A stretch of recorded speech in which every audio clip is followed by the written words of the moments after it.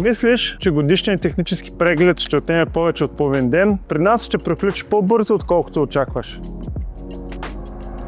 Много хора отлагат ГТП, защото си мислят, че ще отнеме много време, а дори ще загубят цял ден. Истината обаче е, че техническия преглед отнема между 20 и 30 минути. През това време автомобилът преминава през няколко задължителни проверки. Първо се предоставят необходимите документи, като се прави идентификация на превозното средство. След това се проверяват всички светлини на автомобила. Фарове, стопове, мигачи. След светлините се проверява спирачната система на автомобила посредством спирачен стенд. Проверява се спирачното усилие на крачната и ръчна спирачка. След спирачките следва анализа на вредни емисии. Точно тук се определя и екогрупата на автомобила. Самият процес е напълно автоматичен, като се прави в реално време. Накрая автомобила се повдига чрез подемник, като се проверяват ходова част, гуми и общо състояние на автомобила. Когато процесът е добре организиран, проверката преминава бързо, ясно и без чакане. Точно това се стремим да осигурим в нашите пунктове. За да бъде преглед си по-удобен, запази час предварително на GTP BG, а скоро ще можеш в нашето мобилно приложение.